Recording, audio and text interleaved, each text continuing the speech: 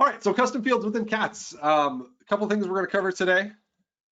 We're going to talk about how to create those custom fields. We'll talk about the different types of custom fields that you can create. Once they're created, then it's a lot easier to tie those custom fields into application questions. And as candidates sort of fill those out, we're going to make it easier for you to search and sort by those custom fields within your database. Won't be a super long discussion today. My guess is 20-ish minutes, half hour at the most, depending on how deep we get into it. And then we're going to open things up for a Q&A. So as I walk through this, again, feel free to submit your questions into the questions box within the GoToWebinar panel there, or feel free to hold them until after the presentation. We'll answer them there as well. Pretty flexible on that regard. All right, so creating the custom fields. I'm going to switch the share here and we will go ahead and get started. When I am in CATS, one thing that should definitely be noted here, the creation and sort of like the editing of the custom fields, that's going to be accessible to site admins only. So if you're more of just kind of a standard recruiter user, you don't have access to, for example, if I click on settings and you don't have this administration option right here, you're not going to have access to sort of create those custom fields. That's one where if that's something you want to be able to dive into, talk to your site admin, they may be able to change up some of the permissions for you. So again, just to get in there and sort of create those, there's two ways to do it. I'll show you the long way and then kind of the shorter way. So off the bat, again, I'm clicking settings, going to administration. Then we're going to scroll down almost to the bottom here to custom fields. I've been doing some work here, as you can see. So you're going to see the different custom fields that already exist within your system, if they are there. Otherwise, it's going to be pretty much a blank screen. Keep in mind that custom fields can be added to any of your major 4 record types. So you can add custom fields to jobs. You can add custom fields to candidates. You can also add them to companies and contacts if you're in the agency/recruiter version of CATS, where you have those record types. Now, if I want to add a custom field, there's a big button up here that says Add Custom Field. we're not reinventing the wheel here. A couple things to note when you're creating a custom field. The name, as always, we say, hey, keep it pretty simple as far as the name. If you do want to include any additional information, let's throw that down here in the comment. So, for example, I'm just going to say field name, and then I'm going to say this is a comment. And we'll just leave those as they are for now.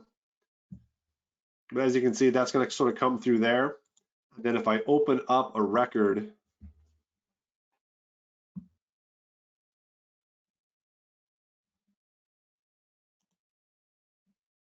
then if I go to edit that field that I created, you'll be able to see that comment that exists below there. So just to kind of give you an idea of that comment, where that lives once you create a record within the system. It's not necessarily there off the bat. That's going to appear under sort of the input when you're editing that particular field.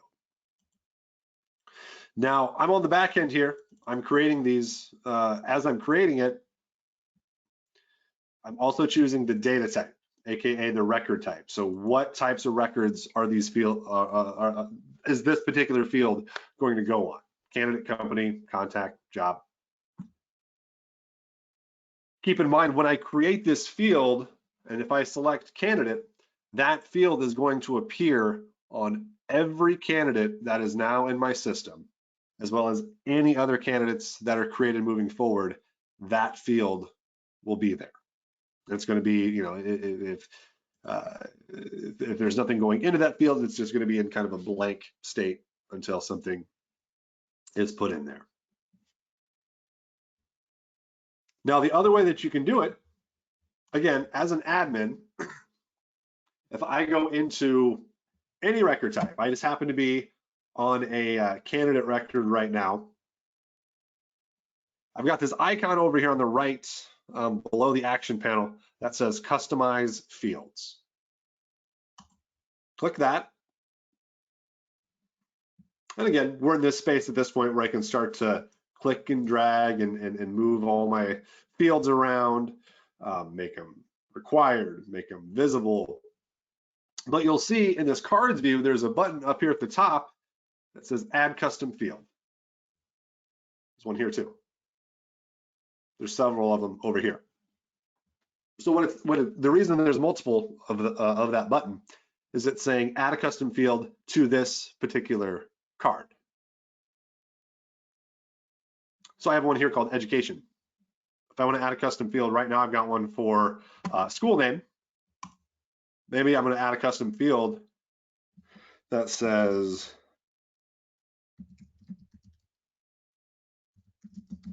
graduation date. I'm in a candidate record as I create this, so it's not going to let me choose a different record type. Makes sense, right? But then the field type, let's call it a date and save it. So now in that education card that I've created, I have custom fields for school name and I have custom fields, a custom field for graduation date.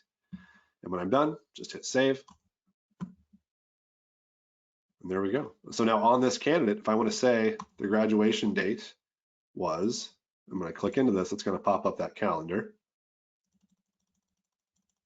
Let's say whatever, November 1st, 21. Cool. So now I have that custom field set in this, as well as, I'm just going to jump over to a different candidate record here. Same concept. I've got my education card, and I have school name, and I have graduation date created. So again, you can go from the back end, and I can say settings, administration, custom fields, and that's going to give me a way to, choose the record type, view all of the fields that have been created. If I want to remove some older ones that aren't being used, that type of thing. This is more of a management kind of standpoint. But if on the fly I decide, hey, you know what? I think I want to go ahead and add a new custom field. That's how you would do it.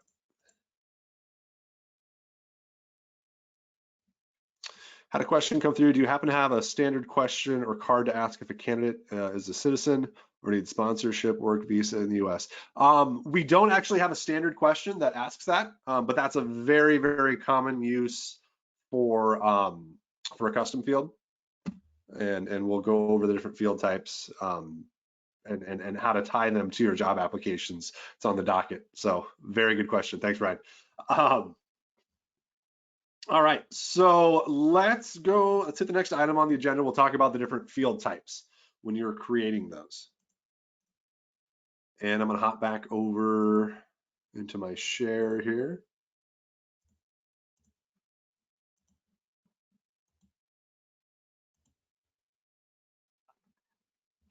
All right, so quick review here, the different custom field types. Text field, multi-line text field, that's gonna be free input. It's just a text box where they can throw anything they would want to type into that space. Multi-line text is just a larger text box where they can, the return key is the enter key that's going to create a new line. It's not going to do a submit, anything like that. The date we kind of looked at earlier, where people just kind of click into that box and it's going to show a calendar where they can choose a date. It will also allow them to type in a date if they don't want to have to click back to 1980 something if you're looking at a birth date. Couple options there. A number, and I've got examples of all these we'll walk through. A number, it looks a lot like a text box, but it will only allow you to input a number. Pretty good use case for that is like a standardized salary field. How much do you want to make? And instead of putting 75K or 75 THOUSAND or 20, it will give you a text box where you can only enter a number. A checkbox, I'm not sure how else to, it's a checkbox. Do you acknowledge that you read this? And they can check a box that says yes. Multiple choice, this is where the examples are going to be really helpful. Multiple choice will give you the ability to create a list of options that the candidate can choose from.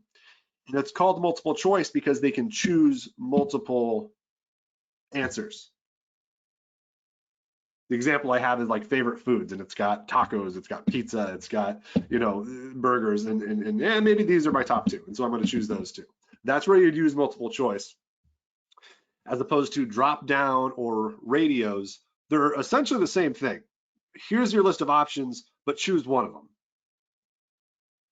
Drop down is coming from an instance where it's I'm going to click this thing to view the choices, whereas radios is here's all my choices just sort of laid out in front of me, and I can only choose one of them, as opposed to having to click the thing to make a drop down appear. A couple other use cases where you can create custom fields are user and contact. So the user and the contact fields, they can't be used on applications, but for your own internal purposes, if you want to assign, let's say, a job to a user in your system beyond the the applications where you can assign a recruiter, you can assign an owner. If you've got some other way that you want to assign an additional user in your system to a job, you can do it via a custom field. And then a contact, same concept. Again, we're talking about the agency and the recruiter versions of CATS, where you have the contact records to begin with. That's going to be used in jobs and company records, where you can say, hey, this job belongs to this particular contact that I'm working with, or this company is under the leadership of this particular contact that I'm working with, is where you can kind of create those. They've got examples of all of them. I just wanted to touch on them real quick. So let's hop over into the system and kind of talk about that a little bit. So again, what those kind of look like within CATS, going from top to bottom. That's why I've created this example card here within CATS. An example text field is just that. I've got one line, and I want to be able to type something in there really quick. An example multi-line text, very similar, but it's larger. I've got multiple lines here. And if I type things in and I hit enter, it's going to allow me to add text on multiple lines. The date, it's just that, right? I can, once I click into that, I can choose today's date. Or if I want to say, no, I'm talking about October 11th, 1982. I can just type that in without having to click back. Going super far. The number field, again, it looks a lot like the text field that we were looking at, but if I start typing letters in here, I'll type really loud. Let's say, yeah, hey, what are you doing? That's not a number. And so if I type in a number in here, binary or not, that's going to save. Multiple choice, checkbox, and drop down. Again, three very similar field types, but they have their differences. So example multiple choice, I talked about, okay, let's say, what's your favorite foods, or what are your favorite foods? Or, check the things that you might want to have for dinner tonight. Let's say pizza, let's say tacos, and then we're going to skip burgers, and maybe we'll do chicken. It's going to allow me to save all three of those options. Whereas the drop down, what's your favorite color? It's red. Actually, I changed my mind. It's yellow. Actually, no, I changed my mind. It's red. It's not going to allow me to choose multiple. I can only choose one instance from that. Radios is the same concept. I go to edit that field. It's just more of a visual display difference, where I can see red, I can see yellow, blue, etc. But it's still not letting me choose more than one. Whereas again, if I go to multiple choice, visually roughly the same, but it's going to allow me to choose multiple. So just kind of keep those in mind. A checkbox is a checkbox. By default, it's going to have this no state, and I can say yes. Boom, it's checked. And then one other thing I kind of talked about before, the user field. So within a candidate record, I've got, sort of the owner field that's built in. You see that up here, where I can choose, who the owner is for that particular, let's say, candidate in this case. But if I've got sort of a secondary use where I've got a different user in my system that's working with this candidate beyond the owner, and I want to assign them, click to edit that. A little bit of a different box, right? It says start typing the user's name in. And maybe I'll start typing in Jeff. And there we go. Now I can assign this user to Jeff while still under the ownership of Mike. So if you're in, an organization where you've got multiple users and cats, that's going to be obviously a lot more beneficial for you. The one other record type I didn't talk about is contact. Keep in mind, contact can only be assigned to jobs as well as company records. So if I hop over into that digital marketing specialist position,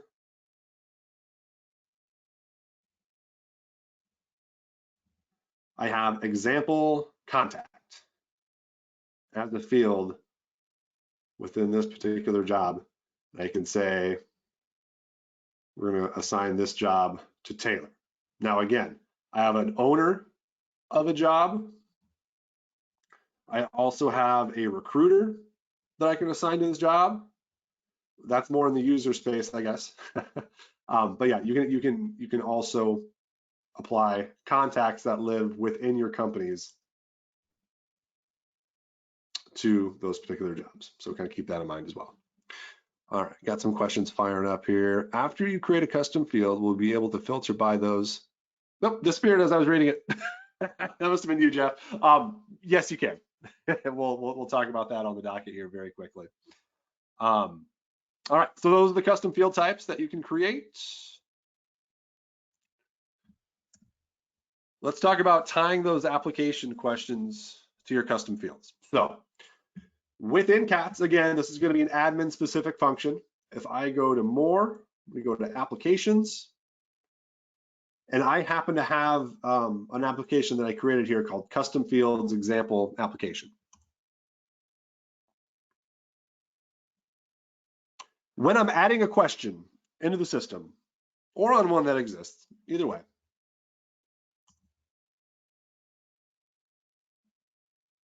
one of the most important, if not the most important distinctions that you can make is right here where it says save to. And we had a webinar previously that discussed all about applications, so I won't I'll try not to repeat myself too much. But when you're creating those questions, by default, it's going to say application only. These field types should look pretty familiar to you, right? These are the same as the custom field types. What you're doing is essentially creating kind of its own field, but just to save it to the application. If you're looking to capture information on those custom fields that you've already created via an application question in the Save To area, hit the drop down. And I don't think GoToWebinar is showing this, but you're going to see an area that says your custom fields. And you can choose from the custom fields that already exist.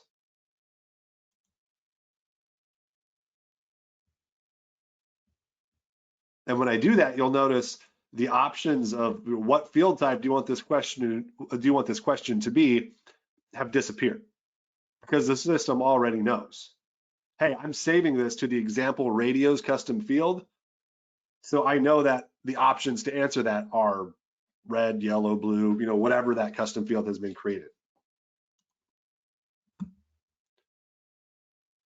So again, save to, when creating a question or editing an existing question, hit that drop down, choose a custom field, and then that's going to adhere to the custom field that you already have created. And when a candidate fills that out, that information is going to be mapped to that custom field within their profile. Quick rundown of what that looks like out on the web. So here's the custom fields example application that I created. A text box is just that, a multi-line text. You know, again, same concept. I've got multiple lines here that I can type into, whereas this one, you know, it's not gonna allow me to type into multiple lines. The date field, same concept. Excuse me. Popped up the calendar. If they want to type in a date, they're more than welcome to. A number, it's not going to let me type letters in there. I guess E, for some reason, comes through. Yeah, I can type numbers in there. Checkbox is just that. Multiple choice, that's going to allow me to choose multiple, whereas a drop down is only going to allow me to choose one option. Radios also allows me to only choose one option. It just sort of puts those options out there in more of a visible space versus having to choose them from a drop down.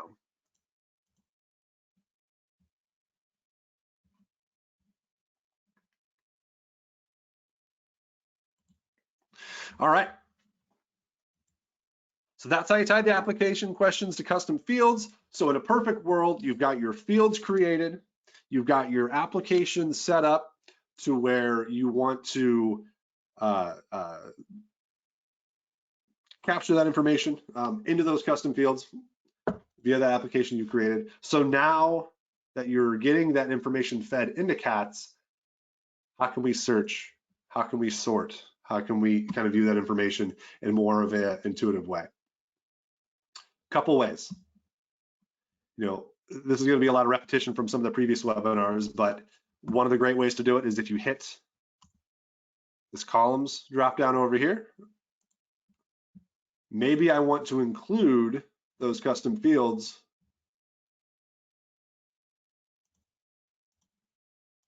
just right out here in my candidates view. I can do that. Let's say I want to search specifically on those. I'm going to say the radios was an example one. So add a filter, typing it in. Let's say example radios contains yellow. And then apply. And boom, there's me, because that particular candidate had this custom field filled out to contain yellow in that radios question. One of the great uses of using, that's a terrible sentence. One of the great options for using those drop down or like radios custom fields is for uniformity, is for specifically searching within this. So, you know, if I want to say, you know, hey, choose what programming languages you have a background in. And then I've got this whole list of like Java, JavaScript, PHP, HTML, Ruby, you know, whatever. Just having them choose from a list as opposed to having them type them in is going to be, you know, beneficial for your searching. You don't have to try to do a keyword search. You don't have to account for like typos. That's going to really, really help you as you build your database out if they're just kind of choosing from a list. Now, later on, let's say I have a programming languages custom field that's built out, and I say, hey, there's this new language that I'm starting to see pop up a lot more. I want to add that to my list. Settings, administration, custom fields. And let's say that multiple choice. And again, I'm using food. I'm not using programming languages here. Trying to keep it agnostic as possible. Let's throw in let's throw in another one that says euros. So I can always go back on those sort of multiple choice and drop downs and radio types and add or remove existing options on those. The only thing I can't do is change the field type. Okay, so once a field has been created,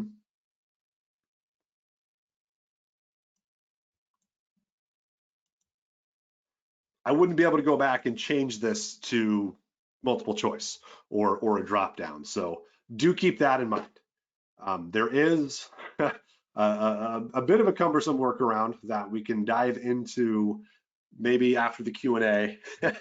There's interest in that. as far as kind of changing the field types. It involves like exporting and re-importing your data. It's not super beneficial probably for the greater audience, but there is an option there we can talk about if there's interest in that.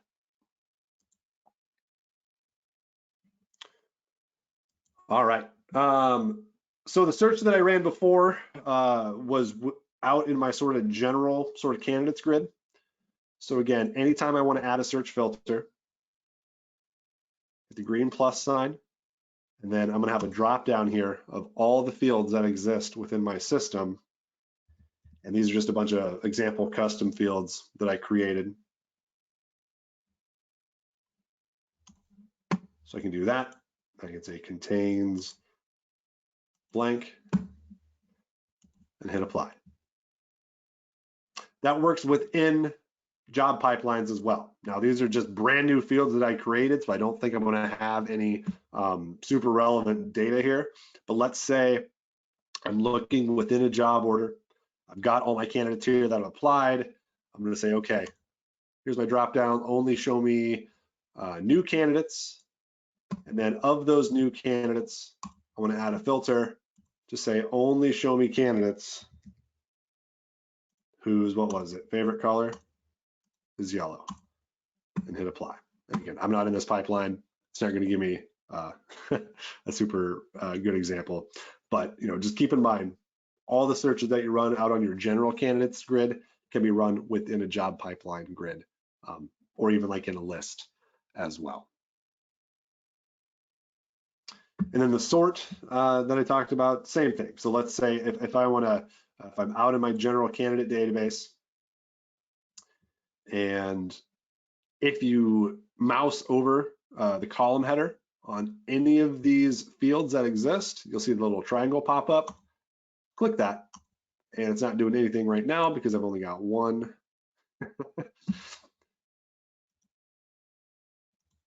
But now it's going to bring anything that does contain data in this particular field up to the top. It would also sort them alphabetically if I had more than one in that space. All right, I got a couple questions rolling in. I think that is all for the general part of the presentation. So we're going to pause for just a minute here. Jeff and I will get to answering your questions. Again, if there's anything we covered that you've got a further question on, you want me to go over, type it into the question box, let us know, and we will hop back on here in just a moment. Thanks.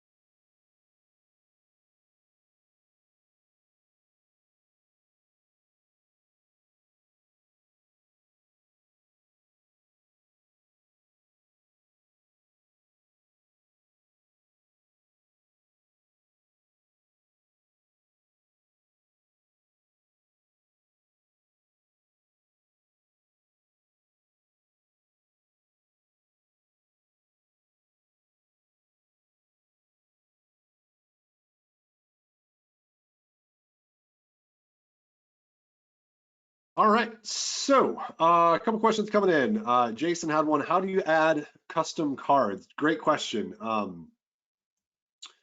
As you open up any candidate record, again, this is going to be as a site admin where you can change sort of like the overall, like if I want to move things around or expand or collapse things, that's going to be open to any user within CATS.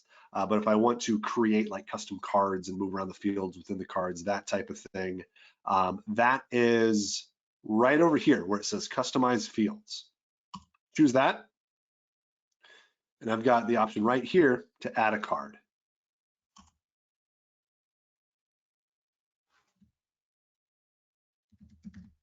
Call it test, hit save. So now here's the card over here. And again, I can sort of click and drag, move those around. If I want to move specific cards fields into those cards. It's just a click and drag, and then it's checkbox when you're done.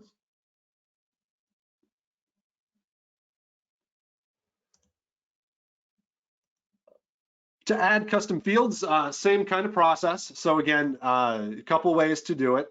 While we're in the record, we can just do it this way. If I click on that same space where it says customize fields, within the specific cards, you'll actually see the option to add a custom field. Keep in mind, when I create a field within one record, that's going to appear on all the records of the same type. So just because I'm adding, a new field to this particular candidate right now doesn't mean that's the only candidate that's going to get it. That's going to appear on all the candidates in my system moving forward. The sort of longer way to do it, the more like managerial way, if I hit settings, administration, and almost down here at the bottom is custom fields. And then this is where you're going to be able to review all the fields that exist within your system. You can sort them. Let's say I just want to show candidate custom fields. I can do it that way. I can also delete custom fields that live within the system. And if I want to go in and edit the contents of some of those, if I want to rename them, if I want to add additional options, remove existing options, change the order, there's all kinds of things that you can do within that. The only thing you can't do, as I mentioned, is change the field type.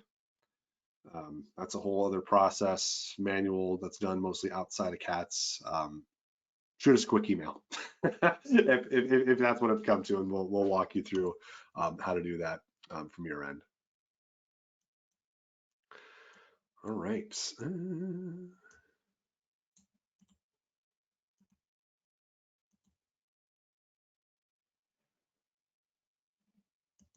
Cool. Well, we are, I think, just about out of questions today. We'll make it kind of a short one. That's totally fine.